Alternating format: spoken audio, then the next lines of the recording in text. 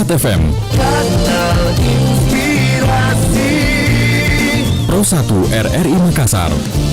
Assalamualaikum warahmatullahi wabarakatuh. Selamat pagi pendengar setia dari Makassar dimanapun Anda berada. Salam sejahtera, terima kasih Anda masih bersama kami untuk kebersamaan kita hari ini Sabtu akhir pekan 17 April 2021 dan bersama saya Alfian akan bersama Anda dalam dialog interaktif. Kita bahas mengenai penularan yang fluktuatif virus COVID-19 masih mengintai. Nah, pendengar, saya bersama dengan juru bicara dari Satuan Tugas Penanganan COVID-19 Sulawesi Selatan, Bapak Profesor Dr. Ridwan Amiruddin SKM, yang juga merupakan epidemiolog dari Universitas Hasanuddin Makassar. Baik, saya menyapa beliau. Assalamualaikum, selamat pagi Pak Prof. Waalaikumsalam, selamat pagi Mas. Sehat ki Pak Prof? Sehat, Iya, alhamdulillah. Pak Prof, ini penyebaran virus COVID-19 di tanah air berdasarkan data ini cukup fluktuatif juga Pak Prof ya, kadang meningkat, kadang turun juga, bahkan titik terendah pernah mencapai 3.000 yang saya lihat. Nah, apakah ini mungkin indikasi kalau kita melihat warga pun kayaknya sudah mulai sedikit abai itu dengan aktivitas mereka, dengan protokol kesehatan. Pak Prof, sebenarnya seberapa genting atau seberapa amankah sebetulnya? Apakah masih aman atau sebenarnya masih belum aman sebetulnya kalau masyarakat abai begitu Pak Prof? Ya, jadi ini yang perlu diwaspadai karena situasi seperti ini terjadi juga di India. Setelah turun kasus, kemudian semua masyarakat meninggalkan protokol kesehatan, meninggalkan maskernya, maka akan terjadi gelombang kedua. Sekarang misalnya di India mengalami kenaikan 100.000 kasus per hari. Ya, ini yang kita waspadai, harus hati-hati karena itu meskipun kasus mengalami penurunan, kita harus tetap waspada atau disiplin terhadap protokol kesehatan kita. Jangan meninggalkan maskernya, jaga jarak atau sesuai dengan standar-standar protokol kesehatan yang ditetapkan. Karena kalau itu kita tinggalkan, maka kita akan masuk mengalami apa seperti yang terjadi di India sekarang ini, masuk ke gelombang kedua dengan kasus yang lebih dahsyat ya, peningkatan kasus tidak melandai, tetapi itu setelah mereka melakukan festival yang berendam di Sungai Gangga itu ya Prof ya, bahkan itu mereka melepas masker, bahkan jaga jaraknya lagi diabaikan, mereka bersama-sama berada di dalam sungai. Nah, selepas itu terjadilah ledakan begitu Pak Prof. Ya, ini yang menjadi ketakutan. Ya, itu betul. Itu yang kita khawatirkan juga. Jangan sampai misalnya Idul Fitri ini atau Lebaran Panjang nanti ini akan menjadi pemicu juga seperti itu. Sehingga untuk itu kita harus tetap selalu mengingatkan masyarakat kita untuk tetap disiplin terhadap. Apakah itu yang menjadi kekhawatiran juga dari pemerintah Pak Prof dan juga Satuan Tugas ya, bagaimana kemudian Hari Raya Idul Fitri yang biasanya diperingati setiap tahun oleh masyarakat kita di Indonesia ini yang kemudian menjadi ajang kumpul-kumpul, ajang untuk silaturahmi. Nah, terkadang dan juga kita tahu bahwa tahun lalu ini kan boleh dikatakan mereka tidak melaksanakan silaturahmi secara bersama-sama dengan keluarga mereka akibat adanya pembatasan sosial berskala besar yang diterapkan oleh pemerintah, dan kemudian ketakutannya ini akan meledak kemudian kerinduan itu di tahun ini Pak Prof. Apakah itu yang kemudian dilihat oleh pemerintah? Ya. Inilah memang yang perlu kita selalu mengingatkan supaya meskipun silaturahmi berjalan tetapi kita tetap pada protokol kesehatan. Intinya aktivitas apapun yang kita lakukan jangan tinggalkan protokol kesehatannya. Karena kalau kita abaikan maka kita akan masuk ke gelombang kedua. Sekarang ini situasinya akan kelihatannya semakin membaik. Artinya grafik pertumbuhan kasus memang mengalami penurunan ya. Itu hampir sama dengan sekitar bulan November 2020. Artinya telah mencapai di angka kurang lebih 3.000 sampai 6.000 kasus harian. Karena kasus tertinggi pernah terjadi di Januari sekitar 14.500 kasus. Dan itu jangan sampai terjadi peningkatan kembali. Jadi arus baliknya ini harus diantisipasi. Kalau melihat potensinya sebetulnya berapa besar Pak Prof? Dengan upaya yang sudah dilakukan oleh pemerintah, kemudian vaksinasi juga yang terus berjalan. Perlu saya sampaikan bahwa kalau kita melihat sudut pandang vaksinasi sekarang ini, karena kasus misalnya di India meningkat, maka seluruh vaksin diblok. Ya, ada 4 jenis vaksin sekarang diblok dari India, termasuk obat-obatan untuk COVID-19 sekarang diblok, sehingga ini menjadi ancaman bagi kelangsungan misalnya program vaksinasi. Karena itu kita tidak bisa mengandalkan misalnya program vaksinasi untuk bagaimana membangun imunitas kelompok, tetapi bagaimana tetap menjaga disiplin pada protokol kesehatan. Kalau kita abaikan maka potensinya tentu akan mengalami peningkatan kasus. Nah, potensi sekarang untuk Indonesia sendiri itu rata-rata positivity rate-nya kan kisarannya 10-20%. Jadi kita sebenarnya masih jauh dari standar WHO di bawah 5% untuk mengatakan terkendali COVID di Indonesia. Khusus untuk Sulawesi Selatan itu fluktuasi untuk positivity rate-nya per kemarin itu sekitar 4%. Tapi hari sebelumnya 14%. Jadi sangat dinamis sekali. Dengan dinamisnya angka ini itu indikasi bahwa penularan pada tingkat komunitas masih berlangsung, dan karena itu siapa saja akan menjadi potensi tertular dan berpotensi menjadi sumber penularan. Karena itu menjaga jarak adalah sebenarnya intervensi paling efektif di dalam pengendalian COVID-19 ini. Ya, ini kan Pak Prof hanya sekedar himbauan Pak Prof ya, yang diberikan oleh Satgas, diberikan oleh pemerintah untuk penerapan protokol kesehatan. Nah, apakah kemudian himbauan ini akan menjadi jaminan begitu ya masyarakat untuk taat, untuk patuh terhadap himbauan-himbauan tersebut? Karena kalau berdasarkan himbauan saja kita lihat apa yang terjadi selama ini Pak Prof ya, masyarakat sebenarnya boleh dikatakan tingkat kepatuhan mereka terhadap protokol kesehatan ini kan boleh dikatakan semakin menurun. Banyak yang nggak pakai masker, banyak yang udah nggak jaga jarak, di mana-mana di kafe-kafe ya kita lihat sekarang ini banyak yang udah kumpul-kumpul. Nah, Pak Prof sendiri sebagai Satgas ini melihatnya bagaimana Pak Prof kalau hanya sekedar himbauan saja? Jadi betul itu yang terjadi. Kalau kita melihat data yang masuk, yang paling memprihatinkan memang adalah kepatuhan pada tingkat institusi, ya pada tingkat pelaku bisnis dan institusi pemerintah maupun swasta. Inilah sebenarnya yang paling berpotensi untuk diberikan intervensi supaya setiap institusi bertanggung jawab untuk menyelenggarakan protokol kesehatan di institusi atau tempat usaha atau tempat bisnisnya masing-masing, termasuk misalnya di kafe-kafe. Kita sepertinya tidak berani untuk memberikan teguran atau memberikan sanksi penutupan terhadap usaha atau bisnis yang melakukan pelanggaran terhadap protokol kesehatan. Terlalu riskan sepertinya yang terjadi. Sekarang ini memang bersifat himbauan saja karena tidak diatur juga di dalam regulasi atau peraturan menteri yang terbaru terkait dengan misalnya PPKM mikro atau yang lainnya. Tidak ada sanksi secara ini, hanya bersifat himbauan saja. Sanksi ada adalah bersifat sanksi administrasi maupun sanksi sosial. Oke. Tidak ada apakah semacam boleh dikatakan ini pengawalan begitu ya, setiap ada kumpulan-kumpulan orang, setiap ada kemudian aksi boleh dikatakan yang tidak pakai masker begitu ya di tempat-tempat umum, ini tidak ada semacam petugas nggak Prof? Ini yang boleh dikatakan disebar supaya jangan sampai kemudian nanti ini, apalagi nanti boleh dikatakan pada saat Lebaran ini akan menjadi ketakutan yang akan menjadi boleh dikatakan sumber ketakutan dari Satgas dan juga pemerintah apabila kemudian tidak ada yang petugas yang khusus untuk mengawasi begitu Pak Prof. Sampai sekarang ini petugasnya kan masih bersifat pada Satgas, ada forum komunikasi yang terbentuk di Satgas, dan itu masih menjadi tanggung jawab bersama. Hanya memang situasi sekarang sedikit berbeda dengan tahun-tahun sebelumnya. Dengan terjadinya penurunan seperti sekarang, sepertinya juga dari tingkat Satgas terjadi pelonggaran dalam pengawasan pada tingkat komunitas atau tingkat masyarakat. Karena itu meski tetap ada political will ya, atau krisis concern terhadap krisis yang kita alami, bahwa krisis atau pandemi ini masih berpotensi mengalami ledakan balik kalau kita membiarkannya berlalu atau berlaku seperti apa adanya. Kita harus tetap aware atau concern terhadap situasi yang berkembang ini. Oke. Kalau kita melihat upaya yang sudah dilakukan seperti vaksinasi, ini kan vaksinasi boleh dikatakan sudah berjalan dengan sangat baik begitu, bahkan boleh dikatakan antusias masyarakat kan begitu besar Pak Prof. Nah, setelah ada yang mendapatkan sudah sampai 2 kali. Nah, bagaimana dengan proses ke depannya ini? Apakah kemudian mereka yang sudah menjalani proses vaksinasi sebanyak 2 kali ini, Prof, sudah mendapatkan imun yang seperti yang sudah diinginkan itu, Pak Prof? Jadi pemberian vaksinasi jadi pemberian vaksinasi meskipun telah 2 kali ini selalu dianjurkan untuk tidak meninggalkan maskernya atau protokol kesehatan, karena pemberian vaksinasi ini juga tidak serta-merta 100% memberikan pembentukan antibodi kepada setiap orang. Respon imunitas setiap orang terhadap vaksin ini berbeda. Ada yang terbentuk sempurna, ada 3/4, ada separuh, dan ada yang tidak terbentuk sama sekali. Jadi ini harus tetap kita waspada.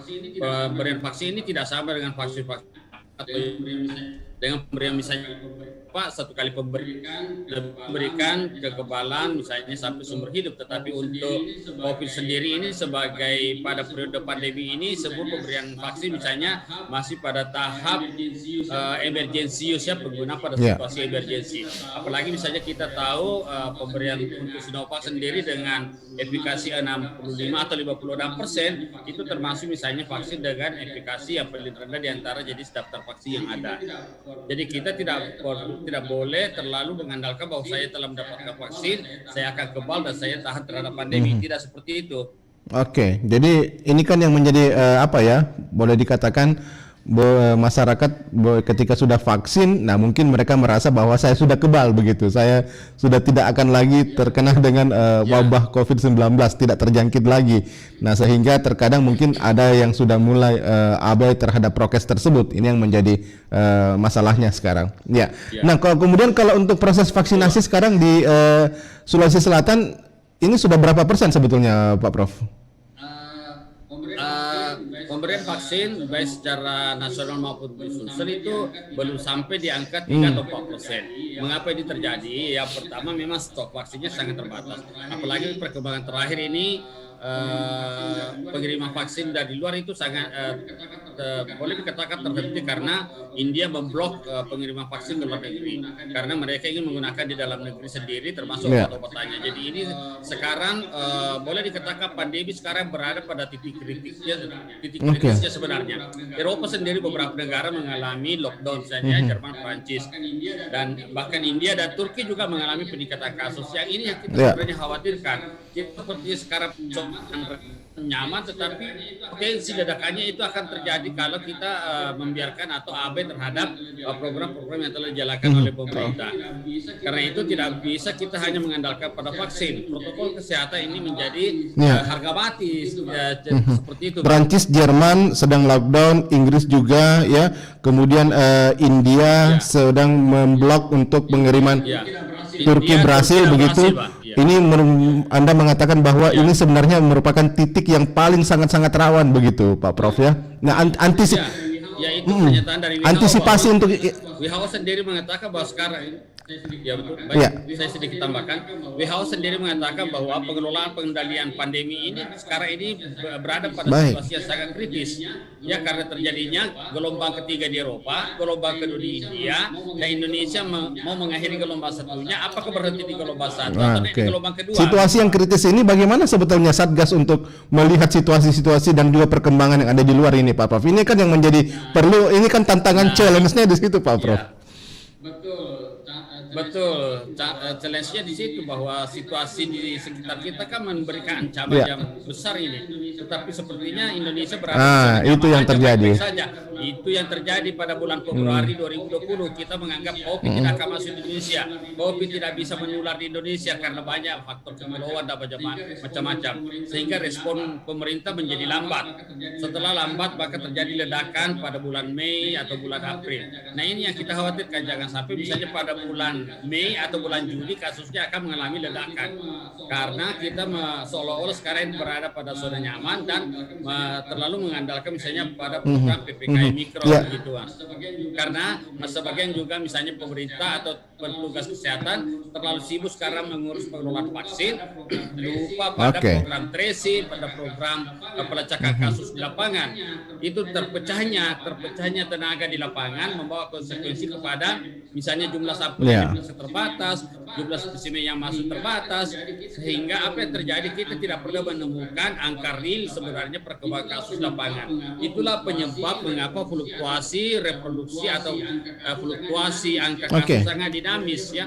Positivity rate-nya bergerak antara misalnya hari ini Sulsel itu 4%, tetapi 2 hari lalu 14%. Nah, angka yang dinamis lebar sekali ini itu artinya sebenarnya di masyarakat itu masih sangat tinggi itu. Oke, setiap hari sebetulnya khusus mungkin untuk kita di Sulawesi Selatan, apakah proses pelacakan ini masih terus dilakukan nih Pak Prof? Karena mungkin sih pelacakan terus berjalan, tetapi hanya 50% dari potensi. apa ini kan nggak ada target Pak Prof? Gitu setiap hari misalnya kita target sampai dengan 10.000 mohon maaf sampai dengan 1.000 lah misalnya kita melakukan proses pemeriksaan ini terhadap orang-orang yang diduga untuk tertular dari penyakit COVID-19. Jadi targetnya sebenarnya kita harus melakukan pemeriksaan sampel 1.000 per minggu. Tetapi kapasitas yang kita bisa lakukan hanya 0,6 saja. Itu berapa kalau 0,6? Sangat rendah. 600-an ya. Kurang lebih 600. Padahal kita punya kapasitas bisa sampai di angka 4.000-an. Kenapa itu tidak dimaksimalkan Pak Prof? Jumlah sampel yang masuk. Nah, ini menyangkut masalah prioritas, keterbatasan tenaga, kemudian revolusi dan realokasi anggaran. Ini semua ujungnya di anggaran. Misalnya pemerintah daerah telah melatih tracing, tenaga tracing, tetapi ini kan menyangkut pembiayaan di lapangan lagi. Beberapa daerah sangat keberatan atau kesulitan dalam pendanaan pengelolaan program tracing di lapangan. Oke, pembiayaan. Nah, saat ini kan bukankah sudah ada alat yang boleh dikatakan lebih murah daripada PCR ini ya, polymerase chain reaction, yaitu Genos yang ditemukan oleh UGM. Yang katanya konon kabarnya ini tingkat akurasinya berada di atas swab antigen begitu Pak Prof. Nah, gimana untuk memaksimalkan alat-alat yang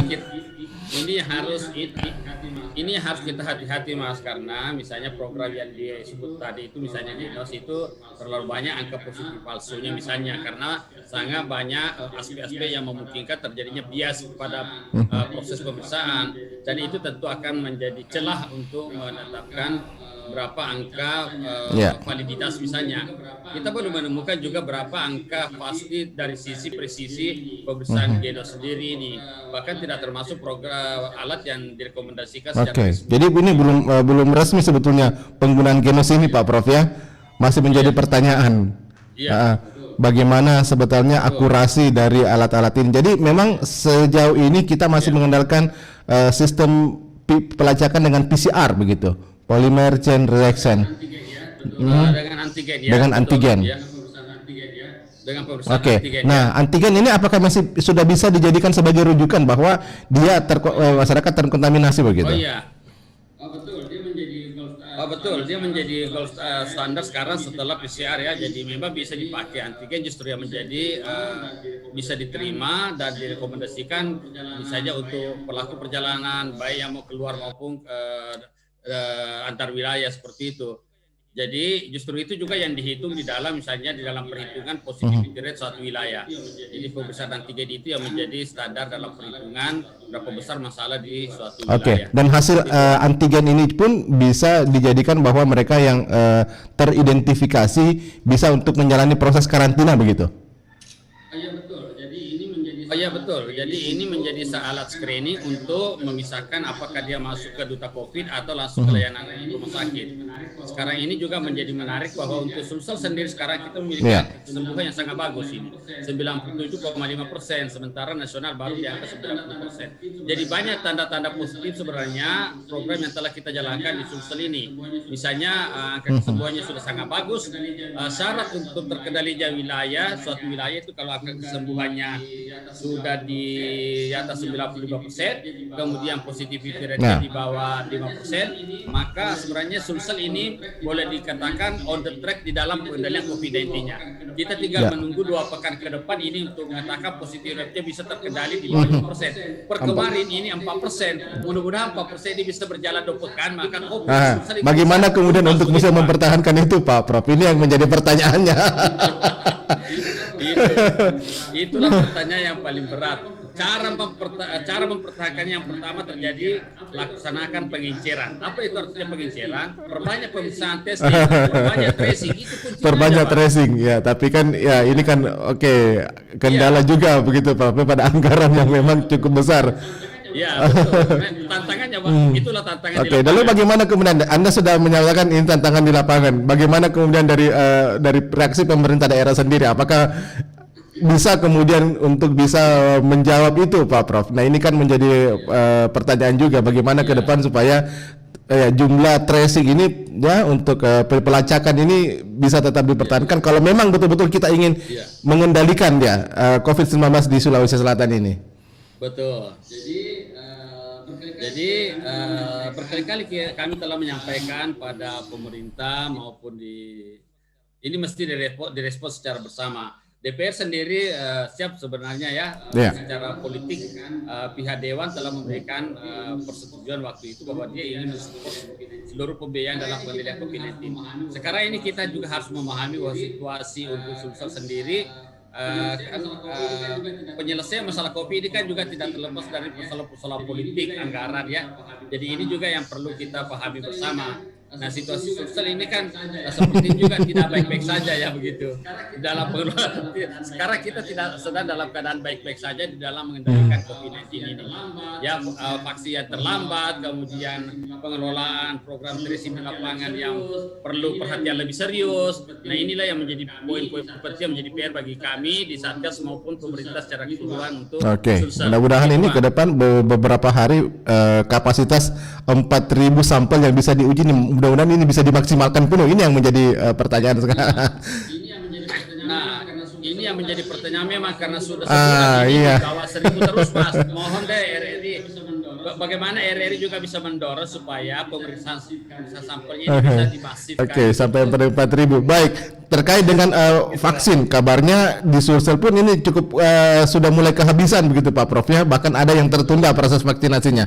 Ini sebenarnya kapan lagi kemudian vaksin itu bisa akan diperoleh lagi begitu? Karena kan idealnya kan setelah vaksin pertama ini sudah harus 2 minggu setelahnya harus divaksin yang kedua. Saya ini Prof sudah aksi vaksin pertama loh, tapi vaksin kedua kan saya harus menunggu sampai tanggal 29. Tanggal 1 saya divaksin pertama, tapi tanggal 29 rencana baru akan divaksin kedua, itu pun jika tersedia vaksinnya Pak Bro. Ya. Mudah-mudahan mendapatkan undangan pada tanggal 28 bisa mendapatkan vaksin keduanya. Kita sangat berharap masih ada stok untuk ada. Tapi memang tantangannya sekarang kita mengalami kendala karena stok vaksin importnya itu masih dikunci di India. Jadi ini memang bukankah ada yang diproduksi oleh Bio Farma Pak Prof setelah dari perusahaan Sinovac ini mengirimkan bahan ke Bio Farma begitu atau apa ini masih cukup terbatas juga? Semua vaksin sekarang ini kan terbatas sifatnya Mas. Jadi dan diperebutkan oleh hampir semua negara. Jadi itulah memang menjadi tantangannya. Jadi poinnya setelah mendapatkan vaksin tahap 1, kalau tidak mendapatkan undangan untuk vaksin keduanya, maka jangan tinggalkan protokolnya. Kalau sudah mendapatkan vaksin kedua, jangan tinggalkan protokolnya. Ya begitu. Setelah mendapatkan vaksin tahap 1 itu artinya telah terbentuk pembentukan antibodi 50% dari seharusnya. Jadi tidak serta-merta bahwa kalau tidak mendapatkan vaksin keduanya tidak terbentuk antibodinya. Pembentukan antibodi pada pemberian vaksin 1 itu adalah proses inisiasi pemberian antigen supaya tubuh merespon terhadap antigen masuk untuk menyiapkan tubuh memproduksi antibodinya.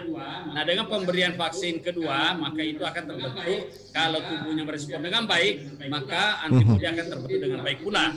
Jadi seperti itu Bang, kita mengharapkan dalam beberapa pekan vaksin bisa tetap kita dapatkan baik import maupun metode yang jadi ini ada yang berkembang di masyarakat ini, ada pertanyaan-pertanyaan juga nih Pak Prof ya. Ada yang sudah menjalani vaksin pertama, kemudian ada yang sudah mendapatkan notifikasi dalam bentuk SMS begitu, tapi ada juga yang belum mendapatkan. Nah, apakah yang sudah mendapatkan notifikasi tersebut artinya sudah mendapatkan jatah untuk menjalani proses vaksinasi tahap kedua, dan sementara yang belum dapat notifikasi itu belum mendapatkan jatah Pak Prof? Jadi semua yang telah mendapatkan notifikasi itu sudah ada listnya bahwa stoknya tersedia sekian. Kemudian yang mendapatkan notifikasi memanfaatkan dengan baik. Kalau Anda mendapatkan notifikasi jangan disia-siakan gitu. Karena banyak yang menunggu untuk mendapatkan termasuk saya masih menunggu ini Pak Prof. Baik, mudah-mudahan segera tersedia di ke depan. Nah, ini saya akan segera akhiri untuk sesi punya Prof. Ini ada kemarin pidato dari Bapak Presiden begitu ya, Bapak Presiden yang mengumumkan bahwa untuk Lebaran 1442 Hijriah ini tidak diperkenankan untuk mudik begitu kepada masyarakat. Jangan sampai terjadi ledakan. Nah, pengalamannya pada saat akhir tahun 2020 lalu, kita tahu bahwa ledakan terjadi di negara kita, ledakan lonjakan positif yang terinfeksi itu menjadi kemudian kekhawatiran dari pemerintah. Nah, bagaimana kemudian untuk perkiraan ya di Lebaran Idul Fitri tahun 1442 Hijriah ini, bagaimana kemudian Satgas melihatnya Pak Prof? Khusus untuk Sulawesi Selatan. Ya, jadi memang COVID ini unik. Ini adalah bencana non alam. Pandemi ini atau virus ini melekat pada orang. Jadi mobilitas adalah variabel yang sangat penting. Semakin tinggi mobilitas penduduk, semakin tinggi penularan. Apalagi dari wilayah-wilayah epicentrum masuk ke wilayah-wilayah baru yang virgin atau belum ada kasusnya, maka penularan akan melebar. Itu yang terjadi. Sehingga pembatasan sebenarnya perjalanan itu salah satu upaya untuk mengunci perluasan wilayah atau perluasan wilayah pandemi. Tetapi WHO sendiri sebenarnya menganjurkan kalaupun terjadi perjalanan itu dipastikan orang yang berjalan itu adalah orang yang sehat. Artinya setiap orang yang ingin meninggalkan wilayahnya dia pastikan bahwa dia memiliki keterangan suket dia bebas COVID. Gitu. Dengan begitu maka dia tidak menjadi sumber penularan dalam proses perjalanan dan diharapkan dia tidak menjadi tertular dalam proses perjalanan. Karena itu poin pentingnya adalah Anda tidak menjadi sumber penularan dan tidak tertular selama proses mudik itu ya. Nah, ini yang menjadi keadaan berat karena antar wilayah sendiri sulit sekali dibendung. Katakanlah Jawa, Jakarta dengan Jawa Tengah, itu kan proses pergerakan penduduknya sangat tinggi. Nah, itu sangat sulit membendung mereka karena pasti masyarakat mencari celah untuk pulang mudik, seperti itu. Dan tanpa perlu melakukan pemeriksaan kesehatan antigen, mendapatkan tes antigen. Nah, ini yang menjadi selama proses penerbangan misalnya, kalau yang proses penerbangannya kan hampir semua untuk membeli tiket kan harus ada surat keterangan bebas COVID. Nah, ini relatif lebih aman sebenarnya karena mereka adalah orang yang bebas dari COVID dan penularan tidak menjadi sumber tidak tertular selama proses perjalanan. Yang dikhawatirkan memang adalah misalnya Jakarta Lampung, itu kan mereka tidak ada proses untuk membatasi mereka dalam proses lewat darat ya. Pintu-pintu masuk atau keluar di wilayah itu lewat darat. Nah, untuk Sulsel sendiri semua penerbangan yang masuk ke Sulsel itu kan harus lewat antigen. Semua pembelian tiket harus ada surat keterangan bebas COVID.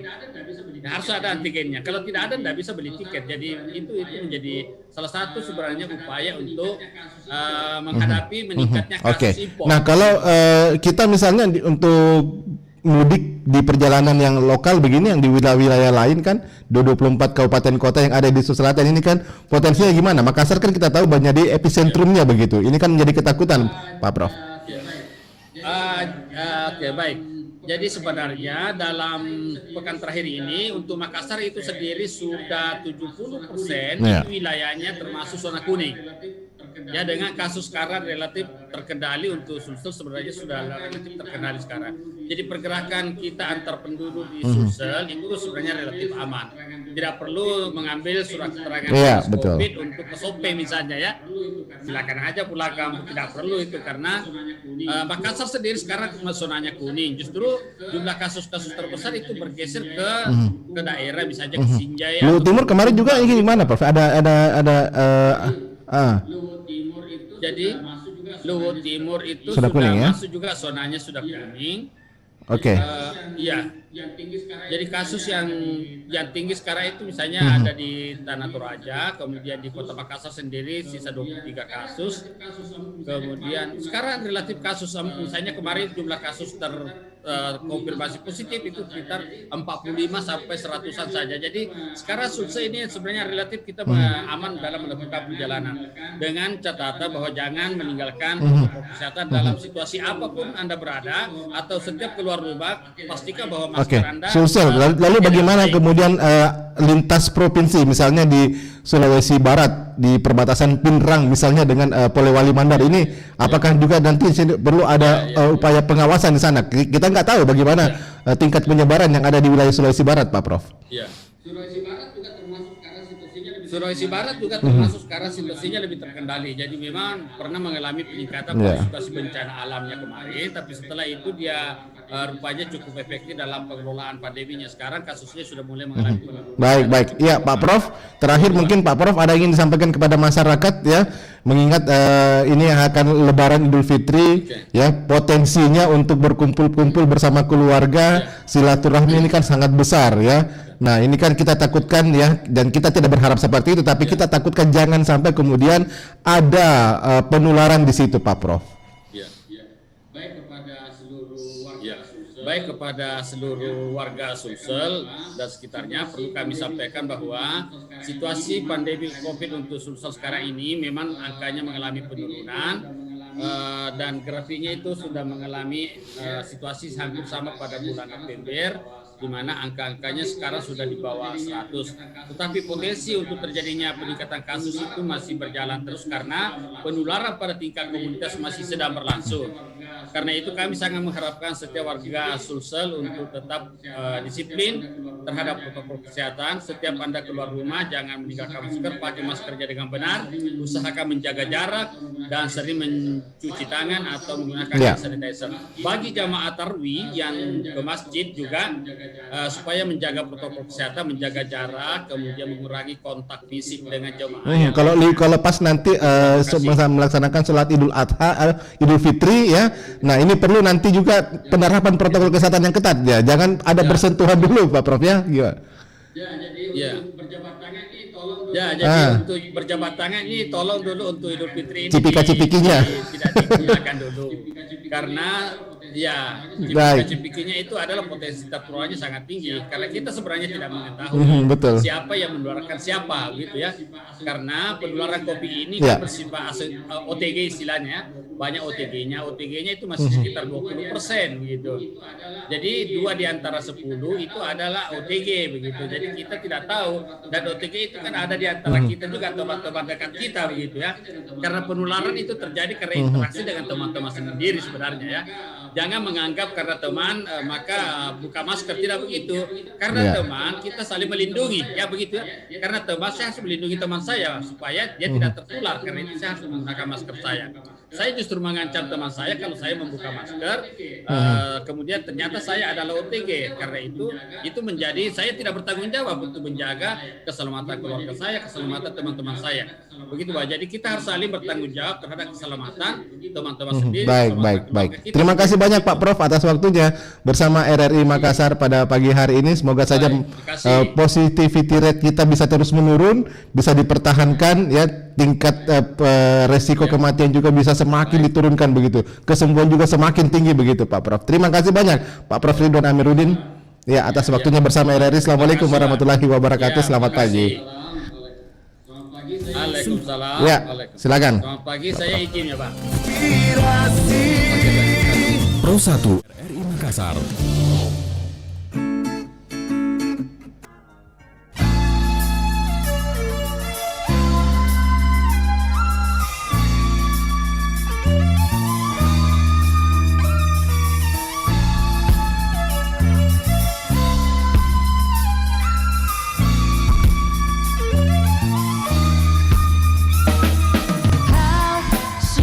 Hatiku menerawang jauh, menembus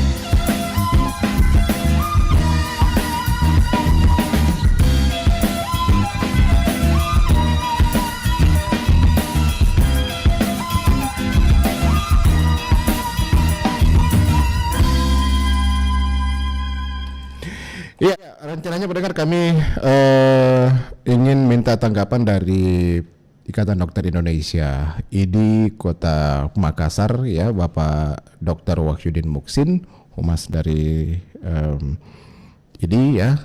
Baik, dan kami belum bisa tersambung dengan beliau. Ya, silakan kami bisa memberikan kesempatan kepada Anda lewat telepon 3621853 ya, 361-853 atau 082134 kali 9440 tanggapan Anda terkait dengan topik kita pada pagi hari ini ya. Oke. Apakah penyebaran COVID-19 ini sudah aman atau tidak begitu ya? Nah, penularan yang masih fluktuatif sebetulnya, namun virus COVID-19 masih berpotensi mengintai.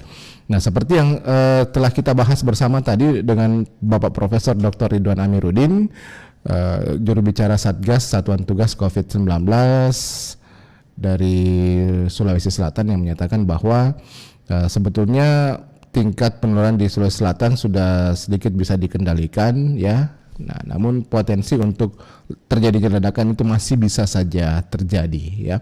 Nah, apabila kemudian masyarakat abai dengan protokol kesehatan, maka kemudian masih ada potensi untuk penyebaran yang lebih luas.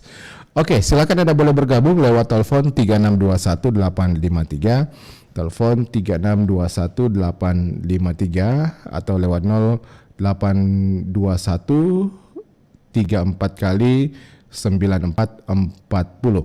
Ya, tapi tadi sebetulnya sudah kami hadirkan dalam Warta Pagi ya, wawancara dengan Ketua IDI Kota Makassar, Bapak Dr. Siswanto Wahab ya. Kami coba hadirkan kembali lagi pendengar sebentar mengenai bagaimana tanggapan IDI terkait dengan penularan COVID-19 di Sulawesi Selatan. Jadi saya minta tanggapan Anda dulu lewat telepon, silakan 3621853 kalau Anda ingin bergabung, atau di 082134 kali 9440. Halo, Assalamualaikum, selamat pagi.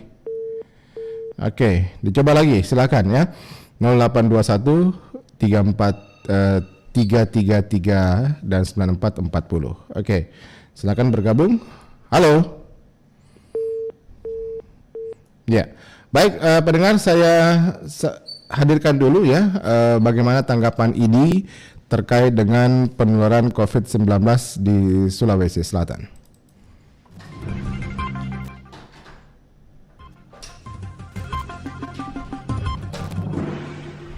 Assalamualaikum Pak Siswanto. Waalaikumsalam warahmatullahi wabarakatuh. Ya Pak Siswanto, upaya pemerintah terus untuk memerangi COVID-19 di negara kita terus berjalan, vaksinasi juga terus berjalan. Nah, Pak Siswanto dari IDI sendiri melihat bagaimana sebetulnya perkembangan kasus COVID-19 terkhusus di wilayah kita Sulawesi Selatan, Pak? Terima kasih banyak sudah diberikan kesempatan saya untuk menyampaikan kepada masyarakat, khususnya Kota Makassar dan umumnya wilayah Sulawesi Selatan. Saya melihat bahwa sekarang masih fluktuatif, masih berfluktuasi. Tidak bisa kita katakan landai, karena sekarang ini mainnya untuk di Indonesia dulu ya, saya bicara Indonesia. Indonesia ini kan mainnya kemarin tempat kena 3.000. Ya, 3.000 sekian Pak ya? 3.000 sekian. Itu dalam yang kurun terakhir waktu naik sempat di angka 14.000. Iya. Mencapai 15.000. Ini baru kali itu kena angka terendah. Angka terendah 3.000, tapi kemarin naik lagi 6.000. Iya. Jadi kalau saya katakan kembali bahwa kalau kita katakan bahwa ini agak landai, tunggu dulu. Belum dikatakan landai, karena itu dikatakan betul-betul sudah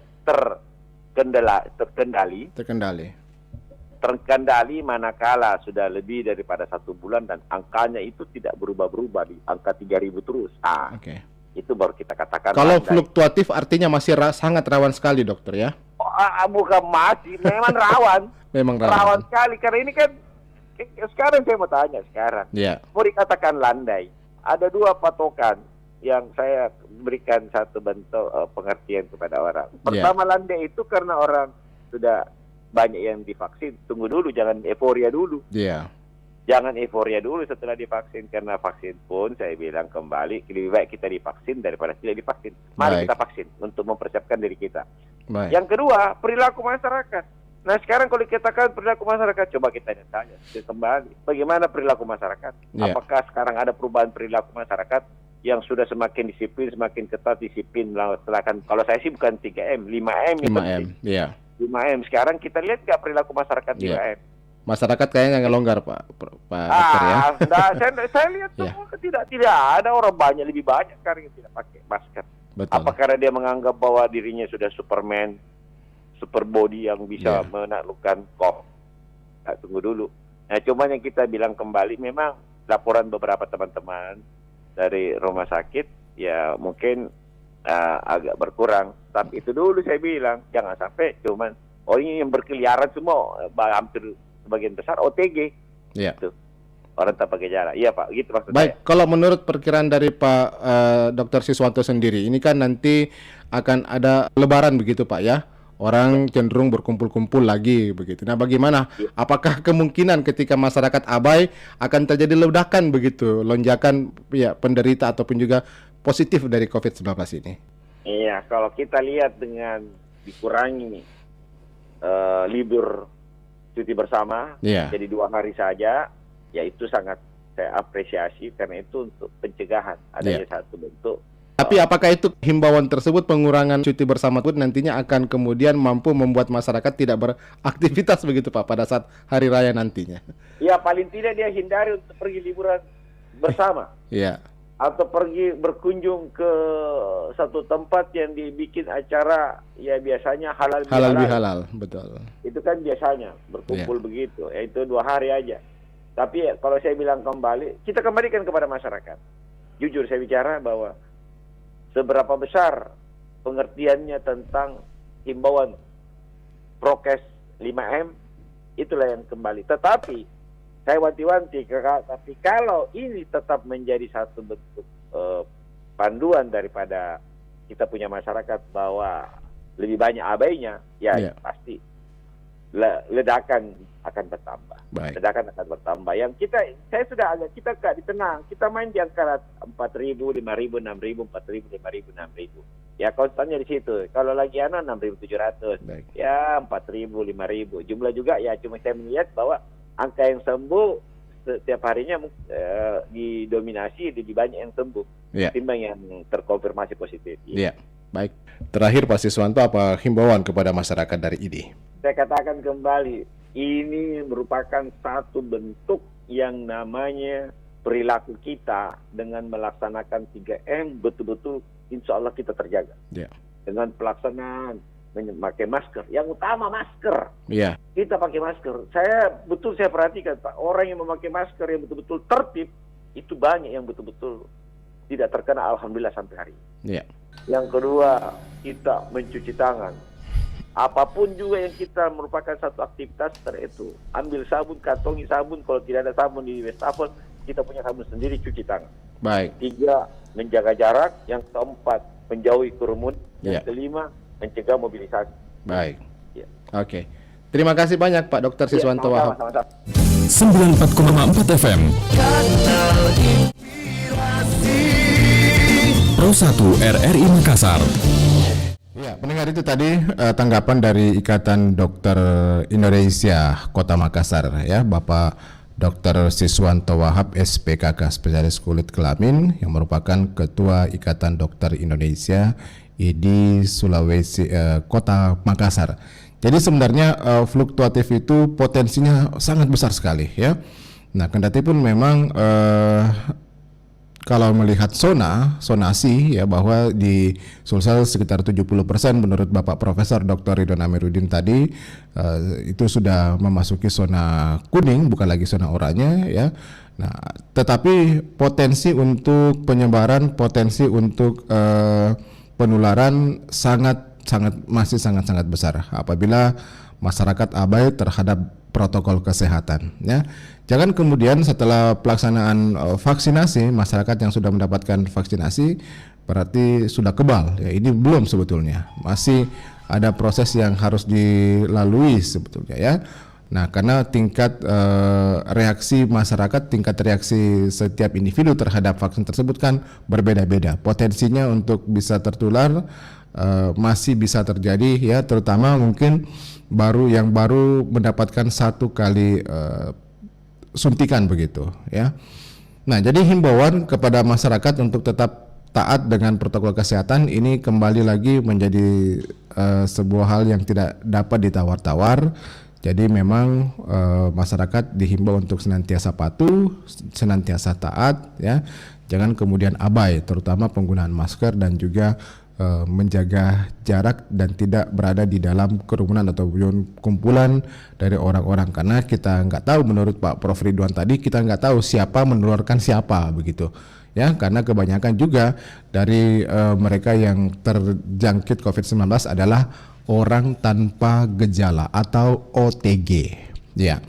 Baik pendengar Pro 1 dimanapun Anda berada, kami telah membahas ya mengenai topik kita pada pagi hari ini, penularan fluktuatif virus COVID-19 masih mengintai. Jangan sampai kemudian ya keinginan kita untuk mengakhiri COVID-19 ini bisa saja gagal karena kemudian masyarakat yang tidak patuh ya, yang abai terhadap penerapan protokol kesehatan. Terima kasih atas kebersamaan dan partisipasi Anda ya. Selamat pagi, sampai jumpa. Assalamualaikum warahmatullahi wabarakatuh. 94,4 FM Pro 1 RRI Makassar.